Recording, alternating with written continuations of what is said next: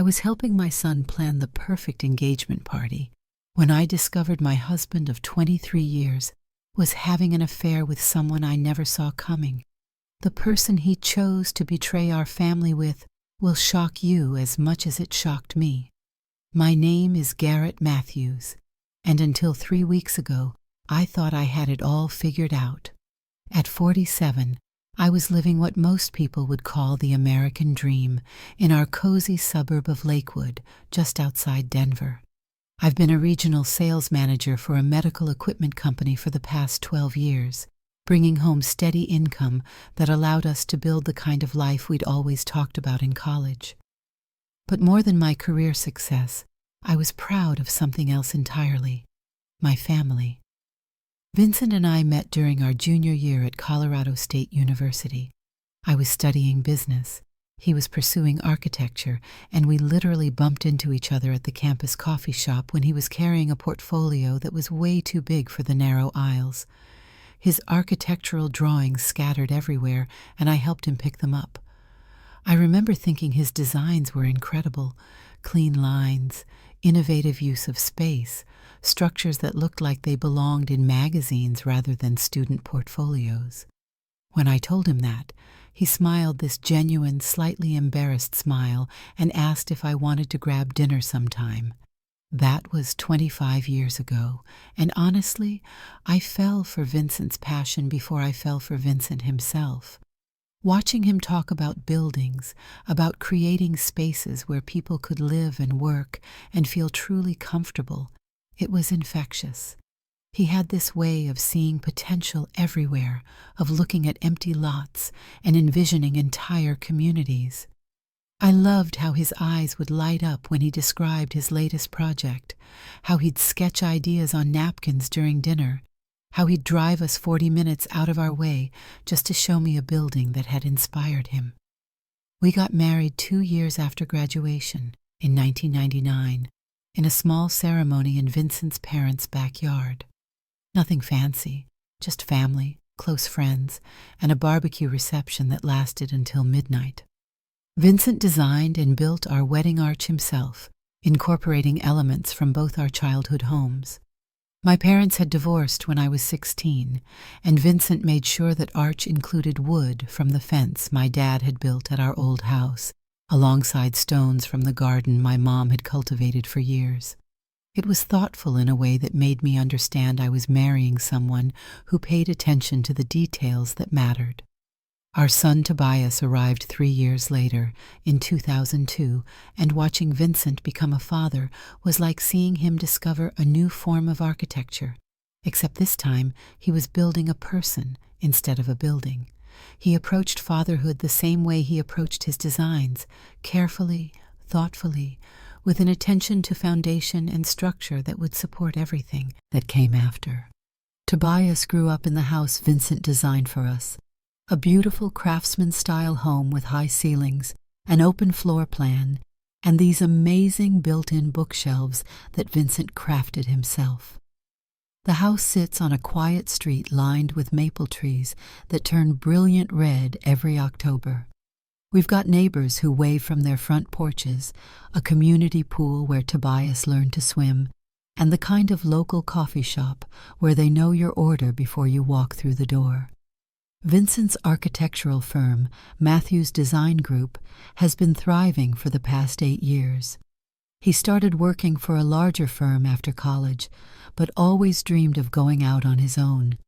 When Tobias turned 16 and our finances were more stable, Vincent finally took the leap. I supported him completely, even when it meant tighter budgets and longer hours. Watching him build his business from nothing into something that now employs 6 people and has designed some of the most beautiful homes in the Denver area. It made me proud in ways I struggle to put into words. Our marriage had always been solid, not perfect, because no marriage is, but solid in the way that matters. We communicated well, we laughed together, we supported each other's goals and dreams. We had our routines: Sunday morning coffee on the back deck, Friday night movies, taking turns cooking dinner during the week. Vincent would often work late, especially during busy seasons, but he always made time for family. He never missed one of Tobias's baseball games in high school, and he was always present for the important moments. Tobias, now 24, graduated from Colorado School of Mines with an engineering degree last year and landed a great job with a renewable energy company. He's got Vincent's thoughtful nature and my practical approach to problem solving. More importantly, he's genuinely happy, the kind of happy that radiates from someone who knows who they are and where they're going. Which brings me to Rhea Caldwell, the woman who stole my son's heart and brought even more joy into our already happy family. Rhea is 22, teaches kindergarten at Sunrise Elementary, and has this infectious laugh that fills whatever room she's in. She's originally from Fort Collins, about an hour north, but moved to Denver after college to start her teaching career. She and Tobias met at a friend's birthday party 2 years ago, and I knew she was special the first time he brought her home for Sunday dinner. Rhea has this way of making everyone feel comfortable. She asks thoughtful questions, remembers details from previous conversations, and treats Vincent and me like family, rather than just her boyfriend's parents. When she comes over, she always brings something: homemade cookies, flowers from the farmer's market, or stories about her kindergarten students that make us all laugh until our sides hurt. Her relationship with Tobias is exactly what you'd hope for as a parent. They balance each other perfectly. Where Tobias can be serious and analytical, Rhea brings lightness and spontaneity. Where she can be impulsive, he provides stability and careful consideration. They share the same values: family, honesty, hard work, and they genuinely enjoy each other's company. They take hiking trips together, cook elaborate meals just for fun, and have this easy way of communicating that reminds me of how Vincent and I were in our early years. 3 months ago, Rhea started bringing her father David around for family gatherings. David Caldwell is 51, divorced for about 5 years, and works as a contractor specializing in custom home renovations. He's got this easygoing personality and a wealth of stories from his years in construction. David and Vincent hit it off immediately, bonding over their shared interest in home design and construction techniques. They'd often end up in deep conversations about sustainable building materials or innovative foundation methods, while the rest of us moved on to other topics. David has been incredibly welcoming to our family. When Tobias mentioned wanting to surprise Rhea with a weekend getaway for her birthday, David not only gave his blessing but helped plan the entire trip, including restaurant recommendations and insider tips about Rhea's favorite activities. He's the kind of father-in-law you hope for, supportive without being intrusive, protective of his daughter while embracing the man she chose to love. Our Sunday family dinners expanded to include both Rhea and David, creating this wonderful extended family atmosphere that felt natural and right. Vincent would often invite David to stay after dinner to look at house plans or discuss Vincent's latest projects. Sometimes they'd disappear into Vincent's home office for hours, emerging with sketches and excited conversations about architectural details that went completely over my head. 2 weeks ago, everything changed when Tobias pulled me aside after one of these Sunday dinners. His face was glowing with excitement and nervous energy as he led me out to the back deck, away from everyone else. "Dad, I need to talk to you about something important," he said, his voice carrying that mix of determination and vulnerability that took me back to when he was 8 years old, asking if he could try out for the travel baseball team. "What's on your mind?" I asked, though I had a pretty good idea where this conversation was heading. "I want to propose to Rhea," he said, the words rushing out like he'd been holding them in for months. "I've been thinking about it for a while now, and I know she's the one. I know we're young, but we're both established in our careers. We want the same things, and I can't imagine my life without her." The happiness in his voice was unmistakable, and I felt that familiar surge of pride that comes with watching your child make good decisions and grow into the person you always hoped they'd become. "Have you thought about how you want to do it?" I asked, already mentally shifting into planning mode. That's where I need your help, he said, grinning now. I want to propose here, at home, during a family dinner. I want it to feel intimate and meaningful, with all the people we love most. But I also want it to be special for her, something she'll remember forever. We spent the next hour planning every detail. Tobias had already been looking at rings and had found the perfect one, a classic solitaire with a vintage setting that matched Ria's understated but elegant style. He wanted to propose the following Saturday night, during what would appear to be a regular family dinner, but would actually be carefully orchestrated to create the perfect moment. Vincent was equally excited when we brought him into the planning process. His architectural mind immediately started working on the logistics, how to arrange the lighting, where to position everyone for the best photographs, even suggestions for subtle decorative touches that would make the evening feel special without being overwhelming. I could design a custom ring box, Vincent offered, his eyes lighting up with the same enthusiasm he showed for his major projects. Something that incorporates elements from both our house and Ria's family home. It would be a unique keepsake from the proposal. Watching Vincent get excited about Tobias's engagement filled me with this deep sense of contentment. Here was my husband, throwing himself into helping our son create a perfect moment with the same passion and attention to detail he brought to everything else in his life. Here was our family, working together to celebrate love and commitment, and the bright future stretching out ahead of all of us. I remember thinking, as we sat around the kitchen table that night, sketching out plans and timelines, that this was what happiness looked like. This was the payoff for all those years of building a solid marriage, raising a good kid, and creating a home where love could flourish. Tobias had found his person. We were gaining a daughter we already adored, and our family was expanding in exactly the way we'd always hoped it would. If someone had told me that night that in less than 2 weeks, everything I thought I knew about my life would be turned completely upside down, I would have laughed and told them they had the wrong family. We were the Matthews family. We were solid. We were happy. We were exactly where we were supposed to be.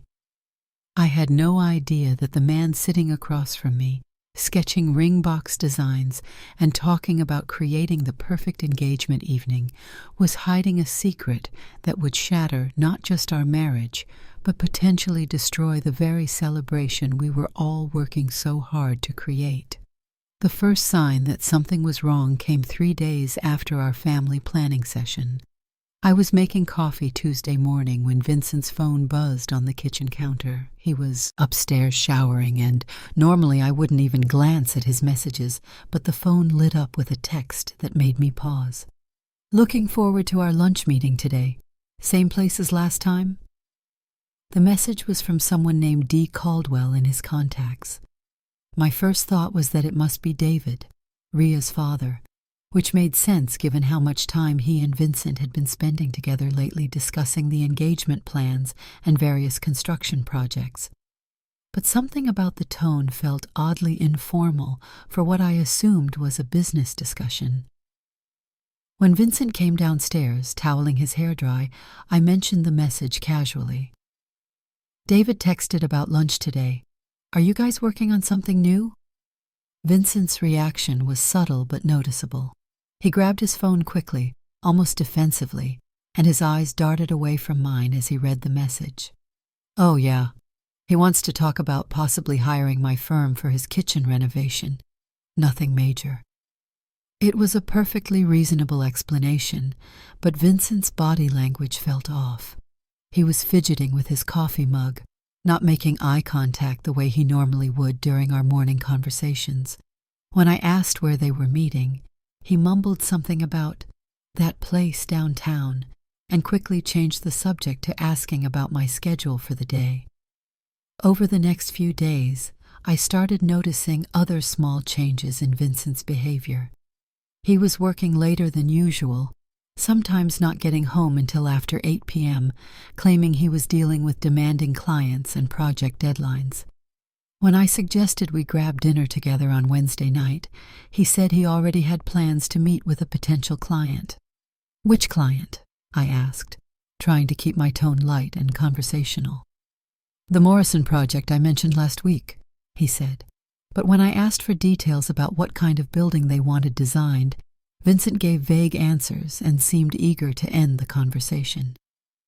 Thursday evening, I was folding laundry in our bedroom when Vincent came home from another late meeting. He went straight to the shower, which wasn't unusual after a long day, but when he emerged 20 minutes later, he seemed almost relieved, like he'd been carrying tension he could finally wash away. When I asked how his day went, he just said fine, and started checking his phone, scrolling through messages with an intensity that felt different from his usual evening routine. Friday brought the most unsettling change yet. Vincent, who had always been open with his phone, started taking calls in other rooms and keeping his device face down during conversations. When we were watching a movie that night, his phone buzzed repeatedly, and instead of ignoring it like he normally would during our together time, he kept glancing at it with what looked like anticipation. "Important client?" I asked during a particularly long series of buzzes. "Just work stuff," he said, but he picked up the phone and stepped into the kitchen to respond to whatever messages he'd received. I could hear his voice through the doorway, but he was speaking quietly, almost intimately, in a way that didn't sound like any business conversation I'd ever overheard. The weekend brought temporary relief. Vincent seemed more like himself during our Saturday morning farmers market run and while working in the yard together. We talked about Tobias's engagement plans, confirming details for the following week's proposal dinner.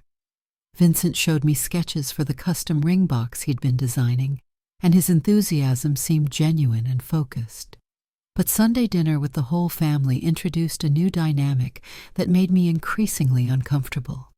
When David arrived with Rhea, Vincent's entire demeanor shifted. He became more animated, more attentive, and seemed to direct most of his conversation toward David rather than engaging with the group as a whole. I watched them throughout the evening, and what I saw made me question whether I was being paranoid or observant. Vincent laughed louder at David's stories than the situations warranted. When David complimented the meal I'd prepared, Vincent immediately jumped in with suggestions for the wine pairing, eager to build on David's positive comment. Most noticeably, when David mentioned he was thinking about renovating his master bathroom, Vincent offered to take a look and provide design suggestions, despite the fact that bathroom renovations weren't typically the kind of projects his firm took on. "I could stop by sometime this week," Vincent said, his voice carrying an eagerness that felt disproportionate to the scope of a small residential project. "I've got some ideas that might work perfectly for your space." David's response was equally enthusiastic. "That would be fantastic. I'm free most afternoons this week." As they exchanged availability and contact information, I noticed they were looking at each other with an intensity that felt more personal than professional. When Vincent suggested they meet Tuesday afternoon to look at the space and discuss possibilities, David nodded with what appeared to be genuine excitement. Tobias and Rhea were oblivious to the undercurrent, focused on their own conversation about weekend plans and discussing details for a hiking trip they were planning. But I found myself studying the interaction between Vincent and David with growing unease. After everyone left that evening, I tried to process what I was feeling. Maybe I was reading too much into innocent professional courtesy. Maybe Vincent was just excited about potentially working with someone who had become a family friend. Maybe the recent changes in his behavior really were just work-related stress, combined with the excitement of helping plan Tobias's engagement. But Monday morning brought another piece of the puzzle that was harder to dismiss. I was loading the dishwasher when Vincent's phone, charging on the counter, lit up with a calendar notification. Lunch with D, Romano's 12:30. Romano's was an upscale Italian restaurant on the other side of town. the kind of place Vincent and I went for anniversaries and special occasions. It wasn't the type of venue you'd typically choose for a business lunch, especially not for discussing a bathroom renovation. The location was also strange. David lived and worked primarily on the north side of Denver, while Romano's was a 30-minute drive south, in the opposite direction from both of their usual territories. When Vincent came downstairs, I decided to test my growing suspicions. "How's the project planning going with David?" I asked casually while pouring his coffee. Good. We're meeting tomorrow to go over some initial concepts," he said, accepting the mug without making eye contact. "At his house?" "No. We're meeting for lunch first to discuss the scope of the project." I waited for him to mention Romano's or explain why they were meeting so far from both of their usual locations, but Vincent offered no additional details. Instead, he grabbed his briefcase and headed for the door, calling over his shoulder that he'd probably be late again due to the Morrison project deadline. That afternoon, while Vincent was at work, I found myself doing something I'd never done in 23 years of marriage. I started looking for evidence of deception. I wasn't proud of it, but the accumulation of small inconsistencies was creating a level of anxiety I couldn't ignore. I started with Vincent's home office, though I wasn't sure what I was looking for. His desk was its usual organized chaos of architectural drawings, project timelines, and client folders. Everything appeared normal until I noticed a small piece of paper tucked under his desk calendar with what appeared to be restaurant names and addresses written in Vincent's handwriting. Romano's, the Riverside Cafe, Meridian Bistro. These weren't restaurants we'd been to together, and they weren't in locations that made sense for business meetings with Vincent's usual commercial clients. They were all intimate, upscale establishments scattered around different parts of the city, the kind of places you'd choose if you wanted privacy and ambiance rather than convenience and efficiency. Tuesday morning, Vincent left for work earlier than usual, mentioning that he had a full day of meetings and might not be home until after 7 p.m. His phone was buzzing with messages as he walked out the door, and I caught a glimpse of him smiling at whatever he was reading before he disappeared into the garage. By lunchtime, I was consumed with anxiety and curiosity in equal measure. I kept thinking about that calendar notification, about Romano's, about the way Vincent and David had looked at each other during Sunday dinner. Every rational part of my brain was telling me I was overreacting, that I was letting my imagination run wild based on nothing more than coincidences and changes in routine. But there was another part of my brain, a part that had been married to Vincent for more than 2 decades, that was screaming that something fundamental had shifted in our relationship. This wasn't just work stress or excitement about family developments. This was something else entirely. Something that was making my husband of 23 years act like a stranger in his own home. The breaking point came Tuesday afternoon when I called Vincent's office around 2 p.m. to ask if he wanted me to pick up dinner from his favorite Thai restaurant. Melody, the receptionist at Matthews Design Group, answered with her usual cheerful greeting. "Hi, Melody, it's Garrett. Is Vincent available for a quick call?" "Oh, hi, Garrett. Actually, Vincent's been out of the office since about 11:30. He said he had client meetings for the rest of the afternoon and wouldn't be back today." My stomach dropped. Vincent had told me he had a full day of meetings, but he'd been out of the office since before lunch, which meant he'd been at Romano's for over 2 hours, supposedly discussing a bathroom renovation with David Caldwell. "Did he mention when he'd be back in the office?" I asked, trying to keep my voice steady. "He blocked out the whole afternoon, so probably not until tomorrow morning. Is everything okay? I can take a message if you need him to call you." "No message needed. Thanks, Melody." I hung up the phone with shaking hands. A bathroom renovation consultation shouldn't take 3 hours, especially not at an expensive restaurant 30 minutes away from both of their homes and businesses.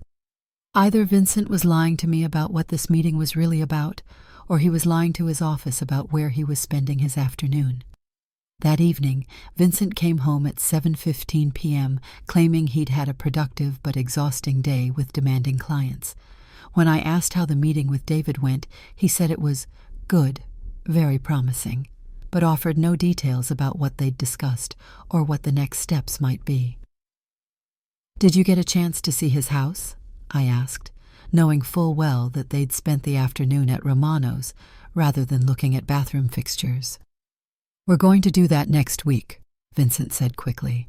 Today was more about understanding his vision and discussing budget parameters. He was lying. My husband of 23 years, the man who had built our marriage on a foundation of honesty and trust, was lying to my face about where he'd spent his afternoon and who he'd spent it with. As Vincent headed upstairs for his usual post-work shower, I sat in our kitchen, surrounded by the comfortable familiarity of the home we'd built together, and realized that everything I thought I knew about my life was beginning to unravel. Whatever was happening between Vincent and David Caldwell, it wasn't about bathroom renovations or architectural consultations. And with Tobias's engagement proposal just 4 days away, I was faced with a terrifying possibility. The family celebration we'd all been planning so carefully might be built on a foundation of lies that could destroy not just my marriage, but potentially my son's happiness as well.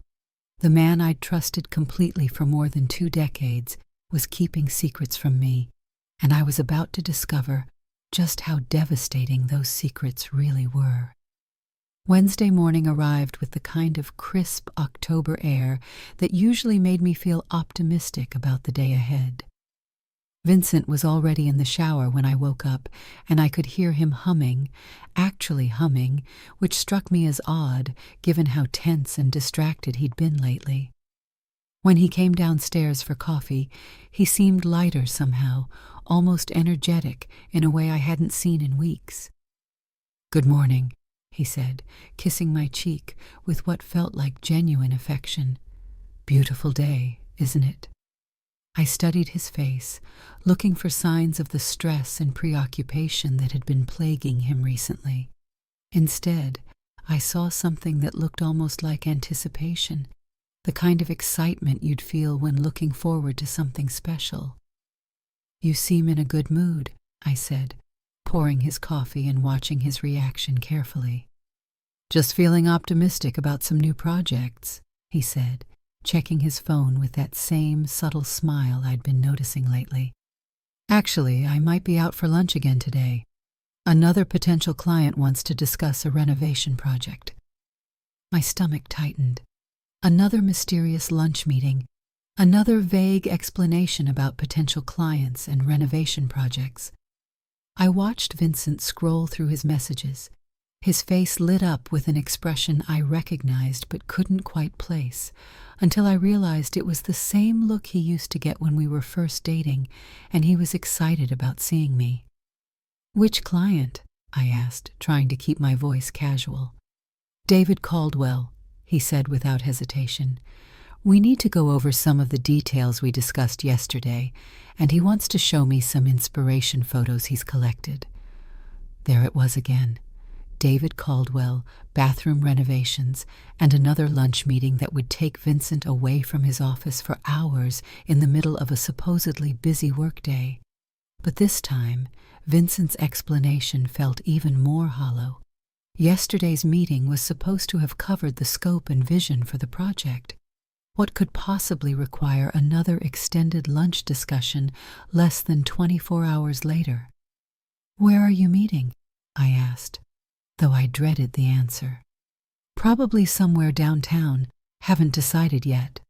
The casualness of his response felt forced, like he was working hard to appear nonchalant about something he'd actually planned carefully.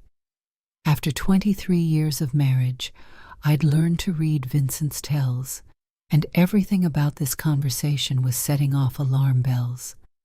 After Vincent left for work, I spent the morning trying to focus on my own job responsibilities, but my mind kept wandering back to the growing list of inconsistencies in my husband's behavior. The secretive phone calls, the extended lunch meetings, The way he'd been showering immediately after coming home from these mysterious client consultations. And most troubling of all, the way he'd been looking at David Caldwell during our recent family gatherings. By 11:30 a.m., I'd made a decision that surprised me with its clarity and determination. I was going to Vincent's office to surprise him with lunch, the same way I used to do during the early years of our marriage when his business was just getting started and he'd forget to eat during particularly intense design sessions. I stopped at Rosenberg's Deli, Vincent's favorite lunch spot, and ordered his usual pastrami on rye with mustard, no pickles, and a bag of those kettle-cooked chips he loved. I also grabbed a couple of his favorite chocolate chip cookies and 2 bottles of the sparkling water he kept in his office mini-fridge. The drive to Matthews Design Group took about 15 minutes, and I spent the entire time rehearsing casual conversation topics that would help me gauge Vincent's reaction to my unexpected visit. Maybe I was being paranoid. Maybe surprising him with lunch would clear the air and remind both of us of the solid foundation our marriage was built on. Maybe we'd have one of those comfortable, connected conversations that had always been the hallmark of our relationship. But when I walked into the offices of Matthews Design Group at 12:15 p.m., my optimism evaporated immediately. "Garrett!" Melody exclaimed from behind the reception desk, her surprise evident. "What a nice surprise. Vincent didn't mention you were coming by." "I wanted to surprise him with lunch," I said, holding up the deli bag. "Is he in his office?" Melody's expression shifted slightly, becoming more careful. "Oh, I'm sorry, but Vincent left about 30 minutes ago. He said he had a lunch meeting with a client and wouldn't be back until around 2:30. My heart sank, but I tried to maintain a casual demeanor. "Did he mention where he was going? Maybe I can catch him and turn this into a group lunch." "He didn't say specifically, but I think it was with that contractor who's been coming around lately. The one whose daughter is dating your son? They seem to have really hit it off professionally." The way Melody said "hit it off" made my stomach churn. There was something in her tone that suggested she'd noticed the same thing I had, that Vincent's interactions with David seemed to go beyond normal professional courtesy. "David Caldwell," I said, more to confirm my suspicions than to provide information. "That's right, nice man. They've been meeting pretty regularly lately to discuss some project or another." Regularly. Vincent and David had been meeting regularly, and this was the first I was hearing about it from anyone other than Vincent himself, which meant either Vincent had been deliberately keeping these meetings from me, or they were significant enough that his office staff had noticed the frequency. "Well, I guess I'll just leave this in his office and head back to work," I said, trying to sound disappointed rather than suspicious. "Of course. You know the way." Vincent's office was exactly as I'd seen it countless times before. Architectural drawings spread across his drafting table, project photos pinned to the bulletin board, and his computer displaying what appeared to be building schematics. But as I set the lunch bag on his desk, I noticed his computer screen was still active, showing not architectural software, but an open web browser. I knew I shouldn't look. I knew that checking Vincent's browser history was a violation of trust that could damage our marriage even if I found nothing suspicious. But the accumulation of lies and inconsistencies had created a level of anxiety that overrode my usual respect for privacy. The browser showed several open tabs. The first was innocent enough, a supplier website for sustainable building materials. The second was Vincent's email inbox. But the third tab made my hands start shaking. It was a restaurant reservation confirmation page for Romano's, dated today, for 12:30 p.m., party of 2. The reservation was under the name V. Matthews, and in the special requests section, someone had typed, "Quiet corner table, please. Celebrating a special occasion." Celebrating a special occasion. Vincent was having a celebratory lunch with David Caldwell at the same upscale restaurant where they'd met the previous week, and he'd specifically requested privacy and ambiance. This wasn't a business meeting about bathroom renovations. This was something else entirely. My hands were trembling as I clicked on Vincent's email tab, though every rational part of my brain was screaming at me to stop, to leave his office, to go home and pretend I'd never seen the reservation confirmation.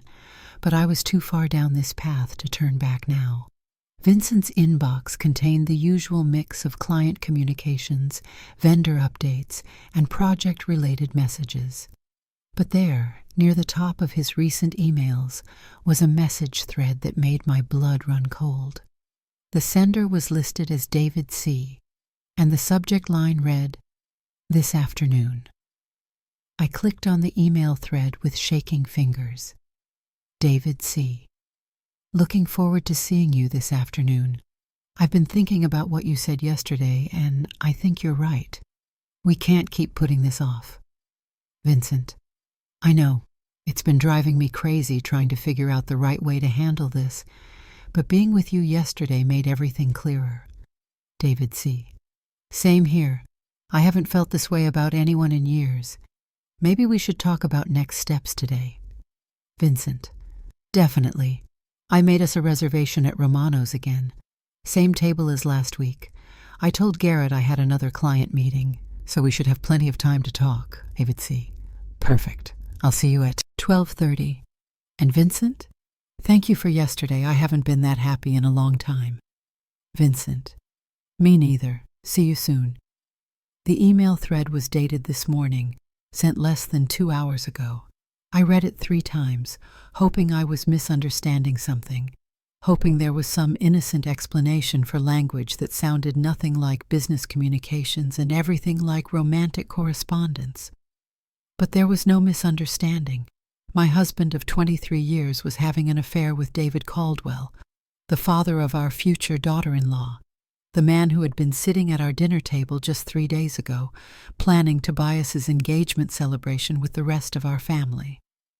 I sat in Vincent's office chair staring at the computer screen, trying to process the magnitude of what I'd discovered. This wasn't just infidelity, though that alone would have been devastating enough. This was a betrayal that had the potential to destroy not just our marriage, but our son's relationship and his upcoming engagement to the woman he loved. How long had this been going on? How many of those recent client meetings had actually been romantic encounters with David? Had Vincent been lying to me for weeks or months while I'd been planning our son's engagement party and talking about how wonderful it was that David felt like family? I closed the email and tried to think rationally about my next steps, but my mind was reeling with implications and consequences. In 3 days, Tobias was planning to propose to Rhea during what was supposed to be a perfect family dinner. Our son had no idea that his father was having an affair with his girlfriend's father. Rhea had no idea that the 2 men who were supposed to be role models for healthy relationships were betraying their families behind closed doors. The practical part of my brain started considering options. I could confront Vincent immediately, but that would mean having an emotional confrontation in his office, potentially in front of his employees. I could wait until he came home and confront him privately, but that meant sitting with this knowledge for hours while pretending everything was normal. I could call David directly, but I had no idea what his reaction might be or whether he was equally invested in whatever relationship they'd developed. Or I could drive to Romano's right now and see this betrayal with my own eyes. The thought formed before I could stop it, and once it was in my head, I couldn't shake it. Part of me still hoped I was misunderstanding the situation, that there was some explanation that would make sense of the emails and the secretive behavior and the lies about client meetings.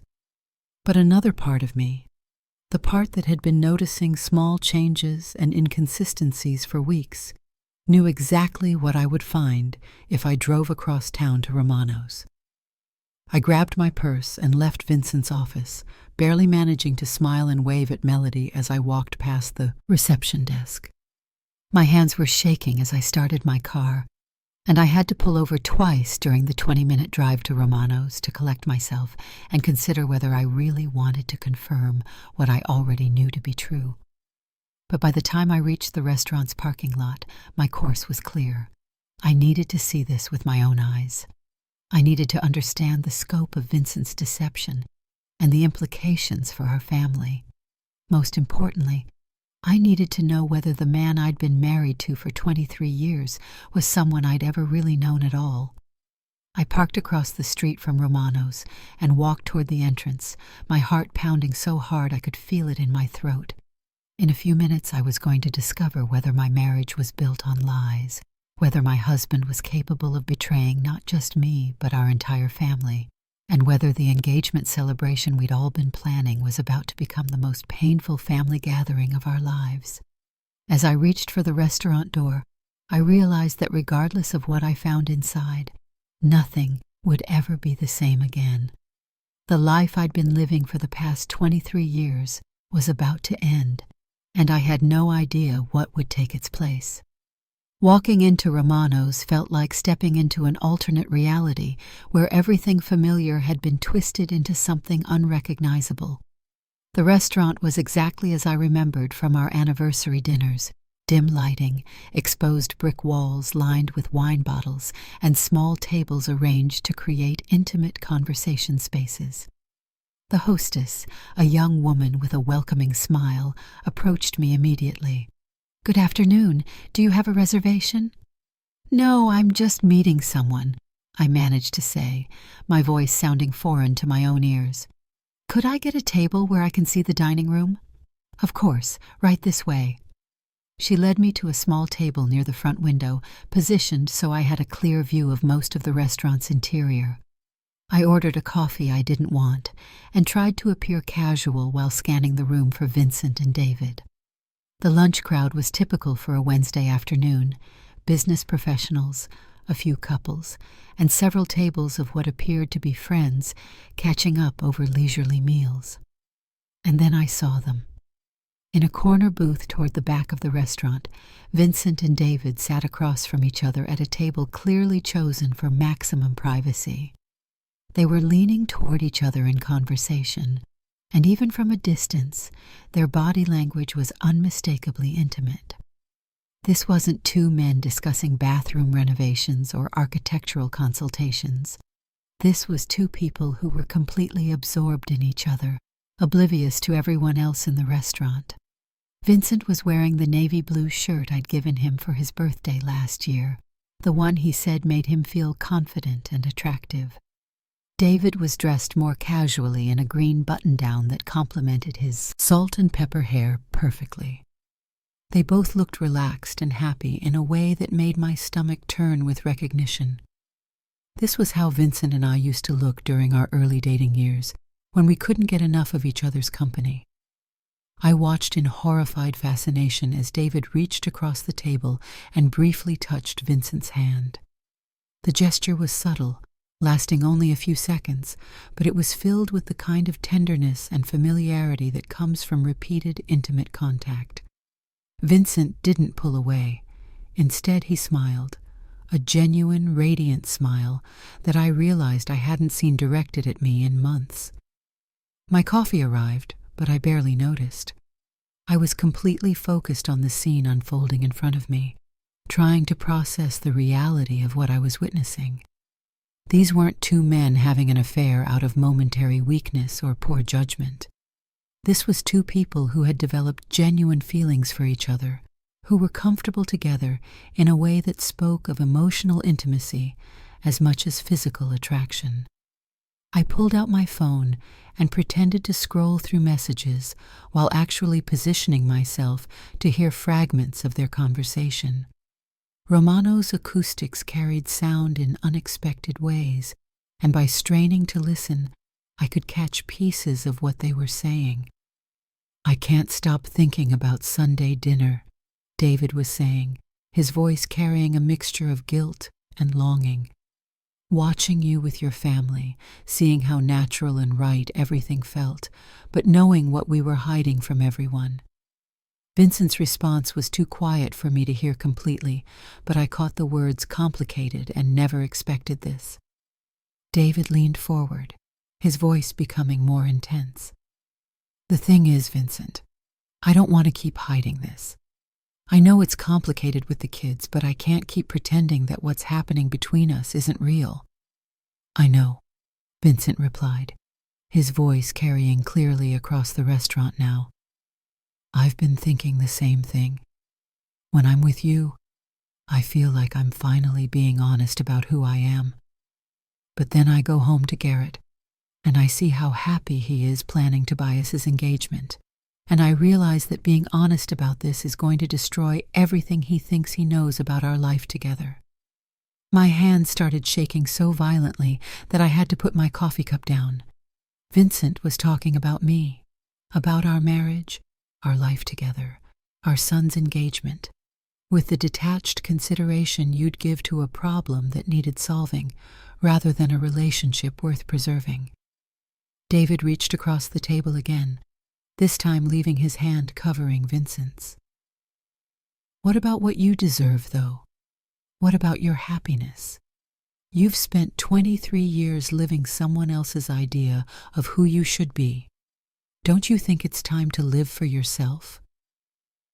When I'm with you, yes, Vincent said, his voice filled with an emotion I recognized as love. When I'm with you, everything feels possible. But then I think about Tobias, and about Rhea, and about the fact that we're supposed to be celebrating their engagement in 3 days, and I don't know how to reconcile what I want with what I owe to my family. Our families, David corrected gently. Rhea has no idea about any of this either. She thinks her father is just helping plan her engagement celebration while building a friendship with her future father-in-law. They were both quiet for a moment, and I watched as Vincent stared down at their joined hands with an expression of longing mixed with guilt that told me everything I needed to know about the depth of his feelings for David. How long have you known? David asked quietly.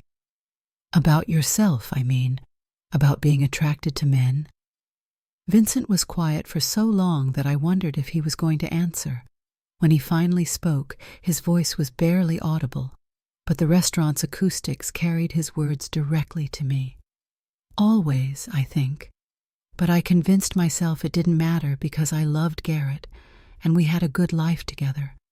I thought I could just ignore that part of myself forever, and then I met you, and suddenly ignoring it became impossible. Do you regret it? David asked. Meeting me, I mean.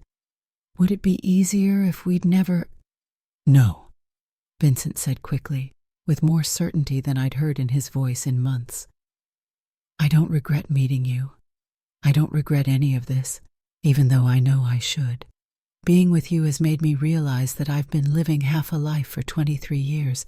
I love Garrett, but I'm not in love with him the way I should be. I never have been, not really, and he deserves better than that. The words hit me like physical blows. Vincent had never been in love with me. Our entire marriage, our son, our life together, all of it had been built on his ability to convince himself that companionship and affection were enough to substitute for genuine romantic love. David squeezed Vincent's hand. What are we going to do? We can't keep meeting like this, pretending this is about business projects and architectural consultations. And we definitely can't keep lying to our kids while they're planning their future together. I know, Vincent said. I've been thinking about that constantly. Maybe we should tell them after the engagement. Let Tobias and Rhea have their perfect moment, their celebration, and then deal with the consequences afterward. You mean tell them we're leaving our marriages for each other? The casualness with which David said leaving our marriages made my vision blur with tears I'd been holding back. They weren't just having an affair, they were planning a future together, a future that involved ending their current lives and starting over as a couple. I don't know how else to do this, Vincent admitted. I can't keep lying to Garrett, and you can't keep pretending to be available for whatever woman your friends want to set you up with. We both deserve to be honest about who we are and what we want." David nodded slowly. "I agree. But Garrett's going to be devastated. And Rhea's going to have to process the fact that her father has been lying about his sexuality for her entire life. This is going to change everything for both of them." "I know," Vincent said, his voice heavy with guilt. "That's what makes this so hard. I love Garrett. He's been an incredible partner and father, and he doesn't deserve to have his life turned upside down because I finally figured out who I really am. But I also can't keep living a lie just to protect him from the truth." They were quiet again, and I watched as Vincent picked up his wine glass and took a long sip. When he set it down, his expression had shifted to something more determined. "What if we give ourselves a timeline?" Vincent suggested. "What if we agree that we're going to tell them within 2 weeks after the engagement? That gives Tobias and Rhea time to celebrate and process their own happiness before dealing with our situation." "And then what?" David asked. "Do we tell them separately or together? Do we explain that we're planning to be together, or do we just say we're ending our current situations and let them figure out the rest?" "I think we have to be honest about everything," Vincent said. "If we're going to blow up their lives, we owe them the complete truth about why." David was quiet for a long moment, considering. "You're right. But Vincent, once we do this, there's no going back. Once we tell them we're together, we're committed to seeing this through regardless of how they react." "I know," Vincent said, and then he did something that made my heart stop completely. He lifted David's hand to his lips and kissed it gently, right there in the middle of the restaurant, with a tenderness that I'd only seen him show to Tobias when our son was very young. "I love you," Vincent said quietly, but clearly enough that I could hear every word. "I never expected this to happen, but I love you, and I want to build a real life with you." "I love you too," David replied, his voice thick with emotion. "And I want that life with you more than I've ever wanted anything." They leaned across the table toward each other, and for a moment I thought they were going to kiss in full view of the entire restaurant. Instead, they pressed their foreheads together in a gesture so intimate and connected that it hurt more than a kiss would have. I sat frozen at my table, watching my husband of 23 years plan the end of our marriage with a man I'd welcomed into our family, a man whose daughter was about to become engaged to our son. The betrayal was so complete, so devastating in its implications, that I couldn't process all the layers of destruction they were planning. They weren't just ending our marriages. They were planning to completely restructure both of our families 3 days before Tobias's engagement celebration. They were going to let our son propose to Rhea, let both families celebrate this milestone, and then systematically destroy the foundation of both relationships that had created the security for that celebration to happen. More than that, they were planning to continue their deception for another 2 weeks, looking Tobias and Rhea and me in the eye every day while knowing they intended to leave us for each other. Vincent was going to come home tonight and pretend everything was normal while planning to devastate my life in 2 weeks. As I watched them continue their conversation, planning logistics for future meetings and discussing how to handle various family reactions, I realized that the man I'd been married to for 23 years was someone I'd never really known. The Vincent sitting across the restaurant from me was someone who could compartmentalize betrayal with frightening efficiency, someone who could plan the destruction of multiple lives while maintaining the facade of being a loving husband and father. But perhaps most devastating of all was the recognition that Vincent seemed happier and more alive with David than I'd seen him in years. His laugh was genuine, his smile was radiant, and his entire posture radiated contentment in a way that made me realize how much he'd been pretending during our life together. I quietly left money on my table and walked out of Romano's without them noticing my presence. As I reached my car, I realized that I was about to face the most difficult decision of my life: whether to confront Vincent immediately and potentially destroy Tobias's engagement celebration, or to stay silent and allow my son to build his future on the foundation of lies that were about to destroy both of our families. Either way, the life I'd been living was over. The question now was how much collateral damage Vincent and David's love for each other was going to create, and whether there was any way to protect Tobias and Rhea from the devastating truth about their fathers. As I drove home in shocked silence, I understood that in 3 days I was going to have to smile and celebrate my son's engagement, while knowing that the family structure supporting that celebration was about to crumble completely, and I had no idea how I was going to survive either the deception or the truth. The drive home from Romano's passed in a blur of tears and disbelief.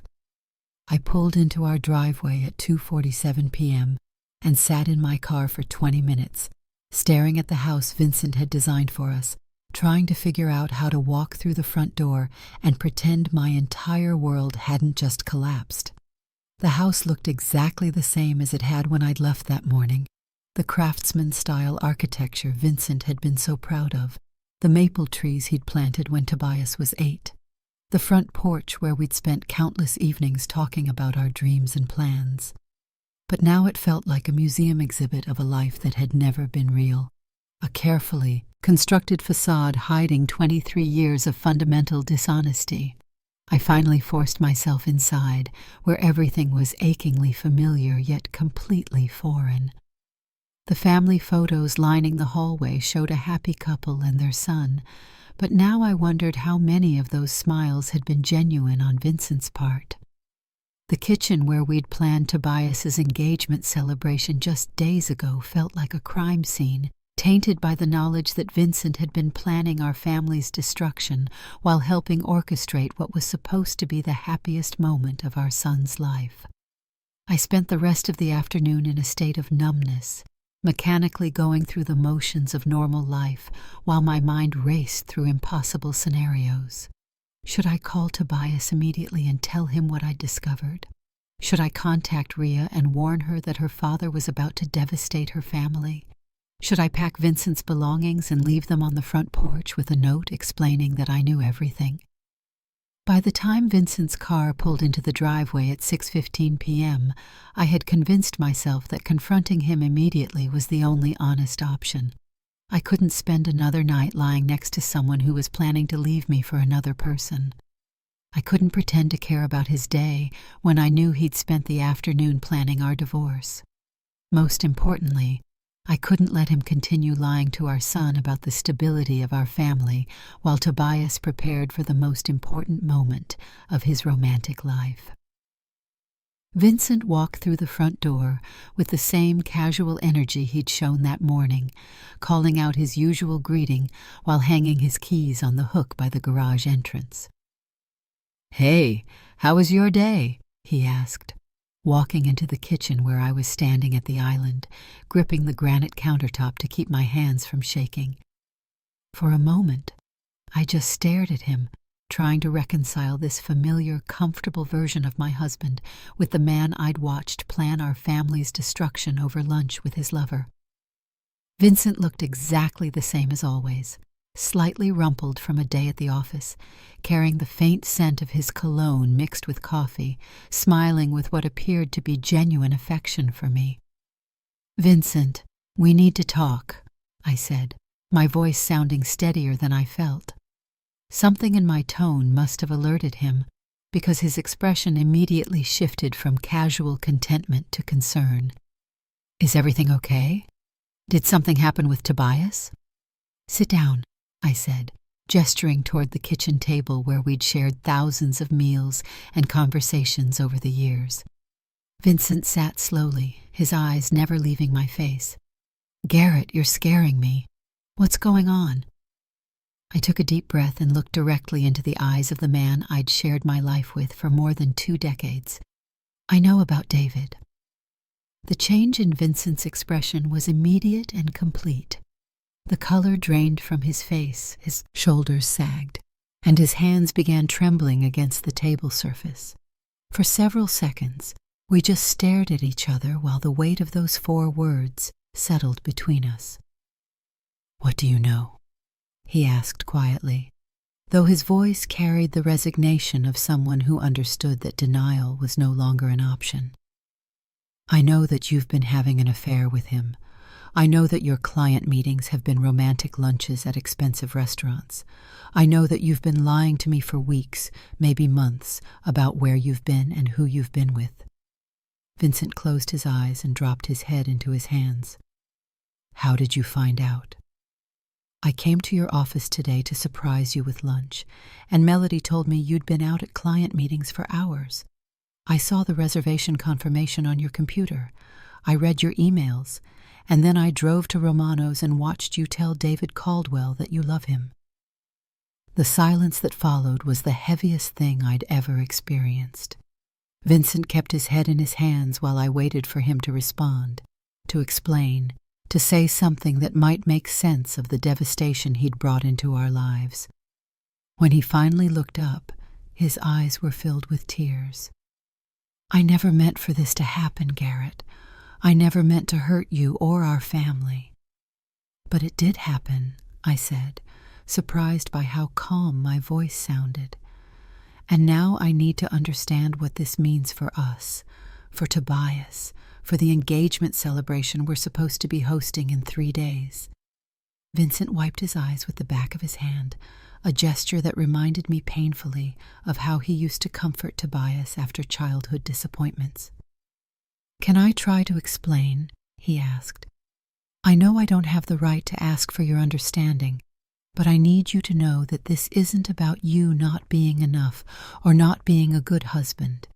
This is about me finally understanding something about myself that I've been hiding from for my entire adult life." I nodded, though I wasn't sure I was ready to hear his explanation. Vincent took a shaky breath. "I've known I was attracted to men since I was a teenager, but I convinced myself it didn't matter because I loved you and we had a good life together. I thought I could just ignore that part of myself forever, that love and commitment and family would be enough to make those feelings irrelevant." "And now?" I asked, though I already knew the answer. Now I realize I was lying to myself, and in doing so, I was lying to you too. Meeting David made me understand that I can't keep living half a life, pretending to be someone I'm not. When I'm with him, I feel like I'm finally being honest about who I really am. The pain in his voice was genuine, but it didn't diminish the anger I felt about the deception and the timing of his self-discovery. "So, you've decided to leave our marriage for him," I said. It wasn't a question. "Yes," Vincent said quietly. "I know how that sounds, and I know how selfish it is, but I can't keep pretending anymore. I love David, and he loves me, and we want to try to build a real relationship together." 3 days before our son's engagement celebration, I said, letting the full implications hang in the air between us.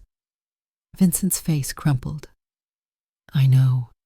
The timing is terrible, and I hate that this is going to affect Tobias and Ria's happiness.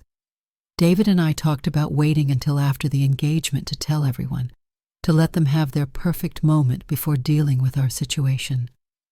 "Your situation," I repeated, anger finally breaking through my shock. "Vincent, this isn't a situation. This is the complete destruction of both of our families. This is our son finding out that his father has been lying about who he is for Tobias's entire life. This is Ria discovering that her father has been having an affair with her future father-in-law. This is 2 families being torn apart so that you and David can finally live authentically." "I know," Vincent said, tears streaming down his face now. "I know how devastating this is going to be for everyone. But Garrett, I can't keep living a lie just to protect other people from the truth about who I am." I stood up from the table, needing to put physical distance between us while I processed what he was telling me. How long has this been going on? The feeling started developing about 6 weeks ago, when David and I started spending more time together planning the engagement. The physical relationship began 3 weeks ago. 3 weeks ago, Vincent had been sleeping with David for 3 weeks while planning our son's engagement celebration, while lying in bed next to me every night while participating in family dinners and acting like everything was normal. "Are you planning to tell Tobias before the proposal?" I asked. David and I discussed that today. We decided to let him have his engagement moment, let both families celebrate, and then tell everyone within 2 weeks. "So you want me to participate in celebrating our son's engagement while knowing that you're planning to destroy our family immediately afterward?" Vincent was quiet for a long moment. "I don't know what else to do, Garrett. If we tell them before the proposal, we ruin what should be the happiest moment of Tobias's life. If we tell them after, we're deceiving them during what should be a celebration of love and commitment." I realized that Vincent was asking me to become complicit in his deception, to help him maintain the lie that our family was stable and supportive while he planned its destruction. The request felt almost as devastating as the original betrayal. "I can't do that," I said. "I can't look our son in the eye and pretend everything is fine while knowing what you're planning to do to his family." "Then what do you want me to do?" Vincent asked, his voice carrying a mixture of desperation and defensiveness. "Do you want me to call off the engagement dinner? Do you want me to tell Tobias that his father is gay and leaving his marriage right before he proposes to the woman he loves?" The questions hung in the air between us, and I realized that there were no good options. Every possible choice led to pain and destruction for people I loved. After a long silence, I made a decision that surprised both of us. "You're going to participate in Tobias's engagement celebration on Saturday," I said, my voice steady despite the turmoil I felt inside. "You're going to help make it the perfect evening he's dreamed of, and you're going to let our son have his moment of pure happiness." Vincent looked surprised. And then you have 1 week to figure out how you and David are going to tell our children the truth." "1 week, Vincent. After that, if you haven't told Tobias yourself, I will." "Garrett." "No," I interrupted. "You don't get to ask me for understanding or patience beyond that. You've made your choice about what you want your life to look like. Now you have to face the consequences of that choice, and you have to face them quickly before any more damage is done to our families." Vincent nodded slowly. "What about us? What about our marriage?" I looked at the man I'd loved for 25 years, the father of my child, the person I'd built my entire adult life around, and felt a grief so profound that it seemed to hollow out my chest. "Our marriage ended today at Romano's when you told David Caldwell that you love him," I said. "Everything that happens from now on is just logistics." That night, Vincent slept in the guest bedroom, a physical distance that felt like the first honest thing that had happened between us in weeks. I lay awake in our bed, staring at the ceiling and trying to imagine how to rebuild a life that had been completely upended in the span of a single afternoon. Saturday's engagement celebration was simultaneously the most beautiful and most heartbreaking evening of my life. Tobias proposed exactly as we'd planned, with Ria's parents and Vincent and me watching from the kitchen while he got down on one knee in our living room. Ria said yes through tears of joy, and both families spent the evening celebrating the love between two young people who had no idea that their fathers were about to turn their world upside down. I watched Vincent throughout the evening, and he played his part perfectly. The proud father, the supportive family member, the man excited about welcoming Ria into our family. But I also watched him interact with David, and I could see the pain and longing and guilt in every glance they exchanged. The week that followed was surreal. Vincent and I maintained the facade of normalcy during Tobias's daily visits and phone calls about wedding planning, but we barely spoke to each other when we were alone.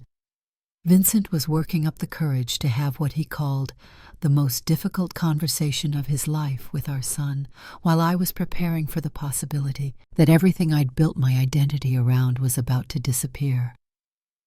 On the following Friday, exactly 1 week after the engagement celebration, Vincent called Tobias and asked him to come over for a family meeting. David was going to have the same conversation with Rhea at the same time. I sat next to Vincent on our living room couch while he told our son that he was gay, that he'd been in love with David for months, and that both marriages were ending so that he and David could build a life together. Watching Tobias process the information, the confusion, the hurt, the anger, the grief for the family structure he'd always known was one of the most painful experiences of my life. But in the weeks that followed, something remarkable happened. Tobias and Rhea's love for each other proved stronger than their shock about their father's relationship. They were hurt and angry and confused, but they were also determined not to let their parents' choices destroy their own future together. 6 months later, I attended Tobias and Rhea's wedding as a single man, sitting in the same row as my ex-husband and his partner, all of us focused on celebrating the love between our children, despite the complexity of our own relationships. The experience taught me that love comes in forms I'd never imagined, that truth is sometimes more important than comfort, and that families can survive even the most devastating revelations if the foundation of genuine care remains intact. Vincent and David are happy together in a way that's evident to anyone who sees them. Vincent seems lighter, more authentic, more genuinely himself than I'd seen him in years. It hurts to acknowledge, but I'm glad he finally found the courage to live honestly, even though the cost of that honesty was our marriage. As for me, I'm learning to build a new life based on truth rather than assumptions, on genuine connection rather than familiar comfort. It's harder than I expected, but it's also more honest than anything I'd experienced in my marriage. The greatest gift in all of this devastation has been watching Tobias and Rhea choose love over fear, choose their future together over their disappointment in their parents' choices. Their wedding was a celebration not just of their love for each other, but of their courage to build something beautiful despite the broken foundation they'd inherited. Sometimes the greatest act of love is letting go of the life you thought you had to make room for the truth everyone deserves to live. It's taken me months to understand that lesson, but now I wouldn't trade the painful honesty of my current life for the comfortable lies of my past. The story of our family didn't end the way any of us expected, but it's continuing in ways that honor both truth and love, even when those two things seem impossible to reconcile.